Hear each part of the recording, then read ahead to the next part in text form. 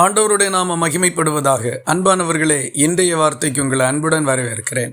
இன்றைய தியானத்துக்காக நெகேமியாவின் புஸ்தகம் 2வது அதிகாரம் 17வது வசனத்தின் பிற்பகுதியை வாசிக்க கேட்போம். நாம் இனி நிந்தைக்குள்ளாயிராதபடிக்கு எருசலேமின் அலங்கத்தை கட்டுவோம் வாருங்கள் என்று சொல்லி, எருசலேம் நகரம் பாழ்பட்டு இருக்கிறதையும் அதன் சுற்றுச்சுவர்கள் இடிக்கப்பட்டும் தேவாலயம் தீக்கிரையாக்கப்பட்டும் இருக்கின்ற செய்தியை சிறையிருப்பில் இருந்த நெகேமியா கேள்விப்பட்ட போது மிகவும் அழுதார், துக்கித்தார், கர்த்தரிடத்தில் ஜெபம் பண்ணினார். அதன் பலனாக ராஜா அவரை விசாரித்து அவருடைய காரியங்களை அறிந்து கொண்டு எருசலேமின் அலங்கத்தை கட்டும்படிக்கு வேண்டிய உதவிகளை செய்து அதிகாரத்தோடு அவரை அனுப்பி வைத்தார். அவர் எருசலேமில் சென்று அங்கு மீதம் இருந்த ஜனங்களை பார்த்து ராஜா தன்னை அனுப்பி வைத்திருக்கிறதையும் தேவன் தன்னுடைய ஜெபத்திற்கு பதில் கொடுத்ததையும் எல்லாம் ஜனங்களுக்கு விவரித்து சொல்லிவிட்டு, நாம் இனி நிந்தைக்குள்ளாய் இராதபடிக்கு எருசலேமின் அலங்கத்தை கட்டுவோம் வாருங்கள் என்று சொன்னார். ஜனங்கள் நெகேமியாவோடு கர்த்தர் இருக்கிறதையும் ராஜா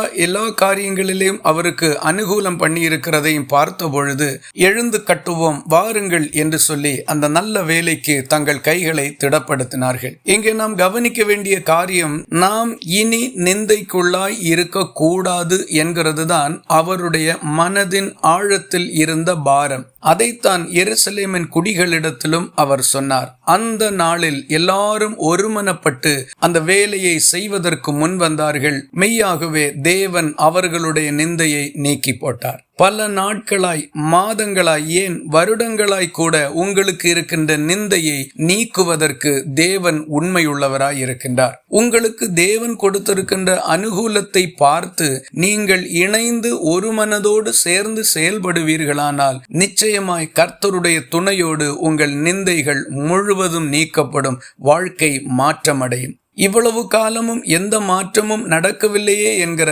நிராசைகளை விலக்கி வைத்துவிட்டு கர்த்தர் உங்களுடைய நிந்தையை நீக்கும்படிக்கு திறந்திருக்கக்கூடிய நல்ல செய்திக்கு உங்கள் மனதை திறந்து கொடுங்கள், சேர்ந்து செயல்படுங்கள். கர்த்தர் உங்களோடு துணையாய் நின்று எல்லா நிந்தைகளையும் மேற்கொள்ள செய்து மறுபடியும் உங்களை சந்தோஷத்தோடு வாழச் செய்வார். இந்த வார்த்தைகள் இந்த நாள் முழுவதும் உங்களுக்கு ஒரு ஆசீர்வாதமாய் இருப்பதாக. ஜெபிக்கலாமா? எங்களை நேசிக்கிற அன்பு நிறைந்த நல்ல ஆண்டவரே, நாங்கள் உம்மை நன்றியோடு துதிக்கிறோம்.